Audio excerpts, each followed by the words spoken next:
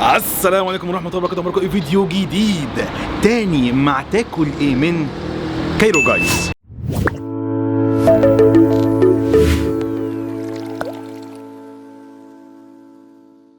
بسرعة جوه المطر. ادخل ايوه ادخل. نتكلم بقى ايه الحكاية يعني. خرجنا من الاستوديو ودخلنا رحنا في ايه يا عمرو الحوارات. بصوا مش هخبي عليكم، مؤخرا في مطاعم كتيره كلمتني قوي، وعمرو تعالى بص علينا واحنا بنعمل مش عارف ايه، وكلها صراحه معظمها فكسان، الى ان كلمني الشيف عزيز صاحب المطعم ده، قال لي تعالى اعمل حاجه جديده ومش عارف ايه وبتاع. فرحت زي ما بروح بجرب، رحت الشيف عايز شوف عايز ايه، جيت جربت سندوتش المنيو بتاعه، منيو لطيف ظريف كده، جربت الاكل فكره جديده طعم حلو، هنشوف بيعمل ايه جوه وهنريفيو الاكل بالاسعار طعم، وهيبقى في مفاجاه اخر الفيديو، ويبقى في فود كده هنحطه على جنب دلوقتي كده، هنتكلم عنه في اخر الفيديو كمان، ومفاجاه في اخر الفيديو خالص. هو عامل حاجه اسمها تشورزو، هو مفتكس الاسم مفتكس الطريقه، وهو شيف من 22 سنه، مش عمره 22 سنه، هو مجاله 22 سنه. فما تيجوا ندخل كده المطبخ ونشوف الشيف عزيز ونشوف اللي بيقدمه ايه ده اصلا، وهو اللي تشورزو وايه البرجر الجديد اللي بيقدمه. ما تيجوا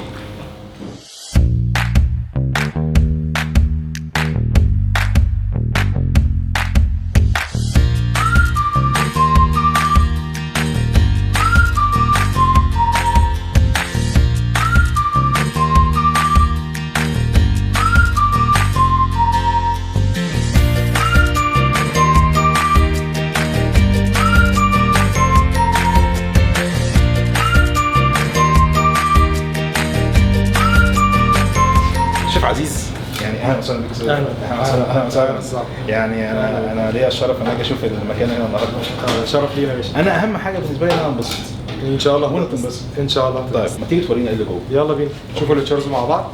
طبعا المطبخ ما شاء الله كبير قوي باين طبعا ما شاء الله، بس بيعمل حاجات غريبه. نبدا بالتشورز. هو بيقول ان هو ده افتكاسته، اسم المكونات والريسبي بتاعت الحاجات دي هو اللي كان محتفظ بيها في رحله ال 22 سنه بتاعته، وانا الصراحه لما جيت ودقتها كام يوم ابهرتني، فهنيجي نشوف. انا اصلا ما اعرفش تعمل ازاي، فهنيجي نبص كده ايه الموضوع. يلا بينا. في تيم اصلا شغال هنا تحت اشراف الشيف عزيز، بس هو النهارده معانا يعني هينزل ايه يشتغل معانا كده. طيب يلا بينا. اول حاجه بنعملها بنسوي البرجر. كل ساندوتش في التشورزو فيه حتتين برجر، ودلوقتي هنقعد بقى نقلبهم عشان يستووا مظبوط، بعد كده هناخدهم على كده على العجينه. طبعا تسويه البرجر ليها علامه، البرجر عشان من علاماته ان هو يكون استوى، الحته اللي في النص في البرجر بتبقى بتطلع زي جوس كده او تطلع ميه، وبتبقى لونها جراي شويه كده. خلاص هو كده هنعرف ان كده بتاع ده كده اتشوى اتظبط خلاص استوى. مش محتاج بقى ان انا اقلب كتير واشوف وافتحه، موضوع سهل جدا. على نفس الفات بتاع البرجر هنسوي البيف بيكن علشان ياخد تيست جميل ويبقى كريسبي. البيكن هريت كومنتات البيكن واللحمه الخنزير، انت مش مسلم انت بتاكل مش عارف ايه، وهريتوني. فايه هو بيف بيكن؟ لحم بيف بقري مش لحم خنزير خالص. ده بتكلم فيه. البيف بيكن غير البيكن بتاع الخنزير. حتى ما تطلع بره مثلا في ماليزيا مثلا، في غالب في الصين كمان، لما يجي انت مسلم فبيقول لك خد بالك ده مش البيف بيكن، ده حاجه تانية. في مصر احنا خلاص عارفين الدنيا ماشيه ازاي، فخلاص قشطه. معلومه تانية كمان، كل ما البيف بيكن يبقى فيه نسبه فات عاليه باينه، كل ما التست بتاعه بيبقى احسن، فده بيضيف طعم احلى للساندوتش. بعد ما خلصنا نسوي البرجر، وبعد ما خلصنا نسوي البيكن، وبعد ما ظبطنا العجينه زي ما شفنا من شويه، فدلوقتي هنفرد ونحط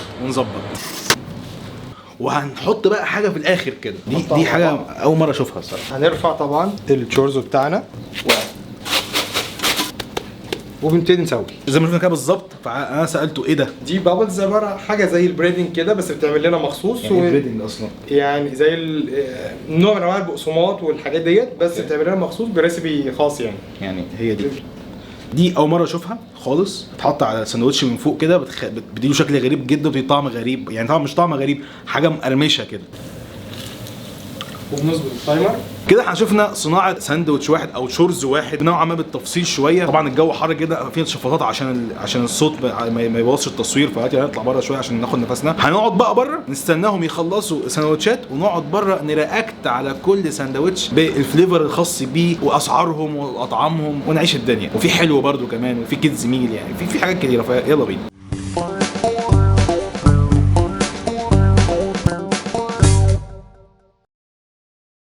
بعد ما دخلنا المطبخ وشفنا اول عمايل لاول ساندوتش، هنقعد نرياكت على كل ساندوتش. في 6 ساندوتشات شورزو، 4 بيف و2 تشيكن، وفي 4 سندوتشات برجر عادي مش مقليين بيسموه باف هنا، 2 بيف و2 تشيكن، وفي كيدز ميل وفي حلو. فهنشوف كده حاجه باسعارهم. زي ما قلت في اخر الحلقه في حاجه سبيشال شويه. استنوا نبدا باول واحد وهو البلودر. اسامي غريبه فهنشوف. ده الشكل النهائي بعد ما شفنا عامل ازاي. اللون الذهبي البتاع الغريب اللي فوق ده جديده، انا اول مره تعدي عليا. لو انت تاخد واحد شورز زي كده هو في الغالب بيجي من غير بطاطس، بس انت لو عايز بطاطس بتقول انا عايز بطاطس، او خصوصا البلودر ده بيبقى فيه اصلا جواه جبنه كتير. فهنشوف دلوقتي. في بره خس، طماطم، خيار، بصل، كول سلو، وفي هنا كيس فيه شوكه وخله وكاتشب ومنديل وجلافز، وفي عشان اللحوسه والطرطشه شكلها بقى انا عارف، بس عشان برضه ايه ما نطرطش على نفسنا. انا اول ما جيت اول مره عشان اتكلم مع شيف عزيز وكده، فانا استغربت اللي هو طب ليه يعني هتنفجر في وشي. فهنشوف ب 57 جنيه. بسم الله. بازز خالي. شفت ده اللي كنت خايف منه، طقشت في وشي. ملك قشطة ماجي.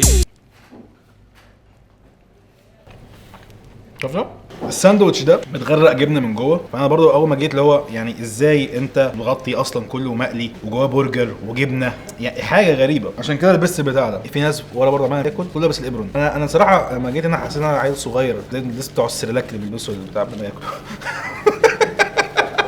شيف عزيز اوعى حد يجي ما تبقاش فيه الكواليتي دي، لا لازم ينفجر فيه. فجر عندك انت تمام. الجبنه حلوه جدا وحلو كده تاكل بطاطس بالتشيز.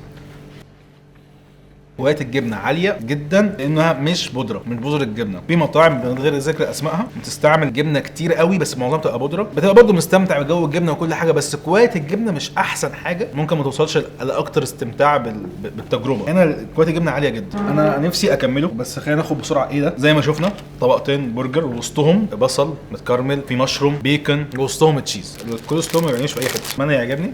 ايوه. بسم الله. واو، ده هو اللي بينزل الناس ولا هو ده اللي بينزل؟ بقول لك هو بيقول. لا ده من الناس كوسلو بصل اكتر، مضيع طعم المسكر بتاع الصوص بتاع الكوسلو مع الملفوف جزر برضو. حوار الكرانش اللي فوق ده عامل جو، هو حاجه قرمش معاك وانت بتاكل كده. العجينه السيكه كده يعني ممكن للحظه تحس ان هي مثلا زي شبه الدونات، بس هي مش دونات خالص، بس يعني في حته كده فاهم، رهيبه، مش مزيته، مش شاربه زيت. انا هاخد ده وانا ماشي يعني.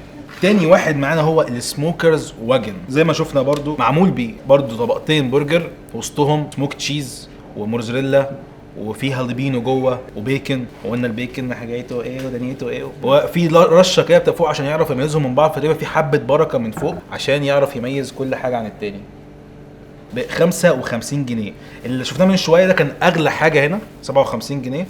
ممكن بقى تلاقي اقل من كده ب 55 جنيه. ما جربتوش، انا جربت ده بس قبل كده. كل اللي جاينا اول مره ادوقه فنشوف. بسم الله. اوعى يبوظ.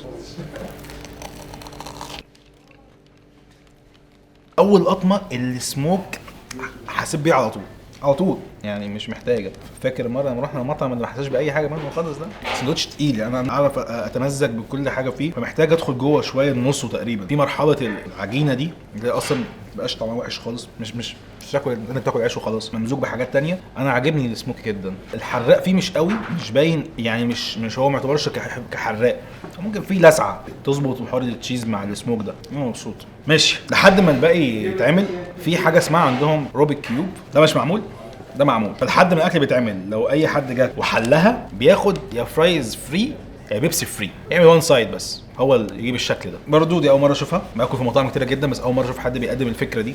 حلوه، وكون انت بقى في حاجه فيه تاخدها مقابل ده حماس اكتر. وانا ما بعرفش اعملها الصراحه، بس هاخد حاجه فري برضو. مستني الباقي يجي. تالت واحد معانا هو اوكاند سموك ب 49 جنيه. برضو هو حاطين فوق هنا حاجه عشان يميزوا بيها الساندوتش اللي هو بذر الكتان. المفروض برضو ان هو جواه باربيكيو صوص، بس هو برضو بيقدمك معاه باربيكيو صوص عشان ايه لو انت حابب تزود او تحب. بسم الله. مولع. اوبا نقسمها عشان نعرف ناكل وندخل في صلب الموضوع. شيدر، بيف بيكن، باربيكيو صوص، بصل متكرمل. اي حد بيحب الباربيكيو هيحس جدا بطعم الباربيكيو في الاكل، ولكن انا الصراحه هستقبل السموك ولا مايل له اكتر ذوق.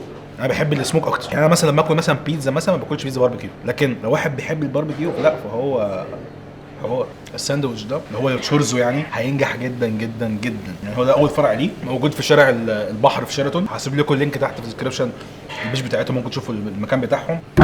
اللي بعده تشيلي اند مور ب 55 جنيه. نجرب ده الاول. طبعا ده باين هو اونيون رينجز. تتبيلتها حلوه بس انا مش مايل قوي للاونيون رينجز، بحبها يعني مش نوت ماي فيفورت، بس حلوه. وعشان تستمتع اصلا بيها المفروض ما ينفعش تقسمه يعني، ولكن احنا بنقسمه عشان نعرف ندخل جوه صلب الموضوع على طول ونشوف هنعمل يعني. اوه بهارات وهربين وحراق حراق بقى. انا خايف اقطم اللي هو الحاجات الحرشه والحراق.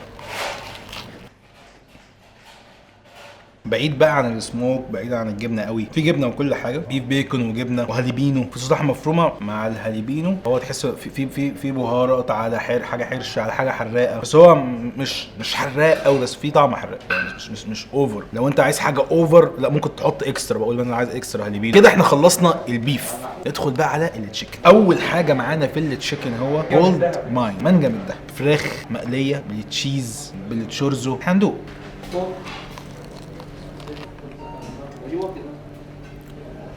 فراخ مقليه من جوه، مشروم، بصل متكرمل، طبعا جبنه باينه يعني مش محتاجه. فراخ ستريبس، فراخ مش معجون فراخ يعني، دي الفراخ. بص بقى الجبنه والمشروم والبصل بص رهيب والله رهيب. انا اصلا ما بحبش البصل، معروف عني يعني. انا ممكن لو جاي ممكن اطلب اي سندوتش من الحاجات دي من غير بصل مكرمل. هقول له مثلا شيل لي بصل مكرمل ده، او حط لي نص، او حط لي ربع الكميه. بس هو بيدي برضه يعني، هو ضايف اضافه. بس الساندوتش هو حلو عشان انا بحب الجبنه جدا، فالجبنه اصلا الكواليتي بتاعتها عاليه قوي، فده عامل شغل. ممكن ب 53 جنيه. لو انا خصايه كده، انا جدتي كانت بتحب الخص قوي، طول ما هي قاعده تاكل في خص تقوم جايبه بتاعت خاصه قد كده، تقعد قاعده على بتاعت تاكل. مفيد يا ابني مفيد. ندخل بقى على اخر واحد في التشيكن، اسمه ذا تانك ب 51 جنيه. ريحه العجينه مميزه مع القلب يعني، مش همسكش بكاب اي حته قبل كده خالص. بص ريحه بيتزا، تاكل سندوتش بيتزا فاهم. اتمنى ان احنا يعني تيجوا وتلاقوا الكواليتي دي، اتمنى جدا يعني، ان شاء الله هتلاقوا. يعني بص الموضوع صعب. الفراخ اللي جوه مش فراخ مقليه، فراخ مشويه مع خضار مع سلامي. بسم الله. بيتزا حتى فوق الساندوتش فيه زعتر. لو انت مش بتحب الفراخ المقليه وعايز تروح لحاجه تانية غيرها، فده مناسب ليك. لو انت بتحب طعم البيتزا والطعم الايطالي، مناسب ليك جدا ده قوي. طبعا في طبقه موتزاريلا مع صوص شيدر. مش هكمل خاص ثاني خلاص بقى كده. احنا خلصنا سلسله التشورزو الغريبه الافتكاسيه. كده بقيناش غير حاجتين، عندنا سندوتشات البرجر العاديه وبقينا الديزرت. فهنجرب ده وهنجرب ده وهنجرب ده. اول واحد في سندوتشات البف هيبدا بالتشيكن، اسمه لايبرتي ب 49 جنيه. فراخ مقليه شكلها غريب جدا، معاها بصل متكرمل، بيف بيكن، صوص شيدر، صوص ريحان، في تقريبا دوريتوس كمان جوه. والعيش بيعملوه هنا، وحتى تلاقي شكله غريب يعني، شكل العيش حتى من تحت عارفين زي الباباك كده لما بنعمله في البيت عندنا. والحلو ده مخبوز هنا. فنبدا ونشوف كده. ما بحبش الصراحه اكل الحاجات الكبيره قوي دي. شكل الفراخ اصلا غريب وعريض، مش زي الستريبس بتاعت الجولد. سامع قرمشه. العيش اتهرى شويه، ممكن يشتغل شويه العيش بتاعهم شويه صغيرين، بس طعمه حلو. مش قادر اكمل اكل لان انا التشورزو تقيل قوي يعني، غني جدا. فانا مش خلاص، انا بقى في واحد تاني اخوه السبايسي بتاعه، ممكن ده يبين اكتر شكل الساندوتش بيعمل ازاي. شيب بلانك هو شبه السفينه شويه ب 49 جنيه. تاكلوه ازاي ده؟ تاكلوا حته من فوق حته من تحت ولا اضغطه جامد؟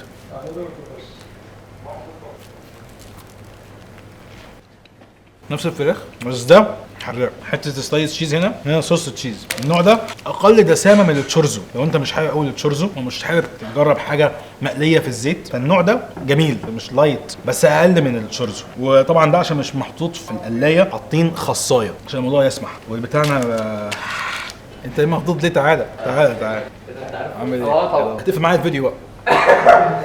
تمام عامل كده. انت عملت ايه؟ يا ابني انت مكسوف ليه يا ابني؟ طب هخلص الفيديو ونقفل الفيديو سوا. ماشي ماشي. ده السندوتش العاديه اللي مش المقليه. اخر حاجه معانا في السندوتشات هي سندوتشات البيف، ومعانا هنا اتنين، واحد اسمه سكاي سكريبر وذا بوليت ده ب 55 جنيه وده ب 49 جنيه. فنبدا بالكبير. يعني انا حاجه شاذه نوعا ما، ما بحبش الاونيون رينجز، بس انا عارف الناس بتعشق الاونيون رينجز فده مناسب جدا ليهم. برضو شكل الساندوتش غريب. بسم الله. صوص شيدر مع عيش مقرمش مع بيكون مع هاليبينو مع لحمه برجر. بص هو حلو بس انا هاجي اكل من غير ما افكر، فاهم؟ هو تشورزو. اما زابولت بقى فعباره عن كرات جبنه، دي كرات جبنه اللي جوه مع مشروم مع بصل مع بيف بيكن وتحت صوص ريحان وحته بيف برجر. بسم الله. دي كوره موزاريلا. واو والله ده كلام كبير. الحلو في الموضوع ان ده متقدم سناكس عندهم. لو انت حابب تشتري طبق جانبي من ده موجود. الكوره تنزل معاها صوص اصلا تغمسها فيها، رهيبه. دي باور رهيب جدا. انا كده جبت اخري تمام. انا كده فله. قلنا برضو قبل ما نقفل ندخل على الديزرت على طول نشوف السايدز اللي عندهم. فهي عندهم دي اسمها شيبس اند فرايز، دي ب 21 جنيه. بتنزل معاها يا صوص شيدر يا بتنزل معاها تشيب لاك. الشيبس ده عباره عن كانه زي دريتوس كده، بتتقلي بعد كده بتحط في بهارات، بعد كده بتاخدها تحطها في صوص الجبنه بطاطس بس كده. ندخل بقى على الكرات الموزاريلا. تاني طبق في الابيتايزر هو تشيز اند كرانشي. الكرات التشيز او الموزاريلا مع صوص الريحان 23 جنيه. تشيدي فرايز ب 32 جنيه. اعتبروني اكلت عشان انا مش قادر، انا بني ادم وعندي طاقه يعني، بس حلي فانا امثالي الحلقه. فين الحلقه؟ اول حاجه معايا في الحلوه هي البيزوكي ب 27 جنيه. هي بيتزا بس حلوه، ويعني عجينه عليها شوكولاتات وعليها ايس كريم وصوص شوكولاته. انا عن نفسي بحب حوار الحاجه السخنه وعليها حاجه زي مثلا المولتن كيك انا بحب الستايل ده جدا. طبق مولع ب 27 جنيه. مش اجمد حاجه ممكن حلوه تاكلها بس حلو وسعرها حلو وحتى حجمها لطيف. ما اعتقدش ان ممكن حد بعد ما ياكل الشورزو مثلا وهيكمل يعني يا دوبك هيقفل هيسيبها حته كمان شويه كده. باقي اخر واحده اسمها ايه؟ اسمها شوكو تشورزو. واو شوكو تشورزو ب 28 جنيه. دي انا افضلها اكتر من الثانيه من غير ما ادوقها. بص هو انا اي حاجه دلوقتي بالنسبه لي فيها الكرانش اللي فوق ده انا اشتريت شوكولاته ومارشميلو وكراميل. لو انت عايز اكسترا كراميل صوص تطلبه زياده معاها. هي مش نوتيلا بس حلوه، مش شوكولاته من النوع رديء، ده نوع حلو. دي بقى يعني قلت مش قد كده بس دي قد كده، دي كبيره، دي مميزه، دي حلوه. ممكن تشيلها لو سمحت عشان كده انا خلاص. احنا كده خلصنا خلاص تقريبا المنيو كله الا الكيدز ميل بس، عباره عن سندوتشين صغيرين زي الباف. في مفاجاتين. اول حاجه من ساعه نزول الفيديو ده الى نهايه شهر 3 اي حد هيتكلم المطعم او هيجي المطعم ويقول لهم كود عمرو شريف هياخد 15% خصم لحد اخر شهر 3. توصل فين؟ مصر الجديده وشيراتون ومدينه نصر ونصر الجديده. هتلاقوا كده صفحه تحت في الديسكربشن. تاني مفاجاه، في يوم هنتفق عليه ان نكتب بوست على اليوتيوب هنتقابل فيه كلنا في المطعم ده في خلال الشهر ده، فتابعوا البوست على اليوتيوب. وان شاء الله برضو هعلن على انستجرام يعني بتفصيل ممل اكتر، فبرضو ممكن تبين على سير حاول تبين على انستجرام. بس كده تعالى. هتقول ايه بقى؟ لا صعب عليا. كان معكم عمرو شريف من قناه عمرو شريف. سلام. ماشي يلا بينا. كان معكم عمرو شريف من قناه عمرو شريف واشوفكم المره الجايه. سلام.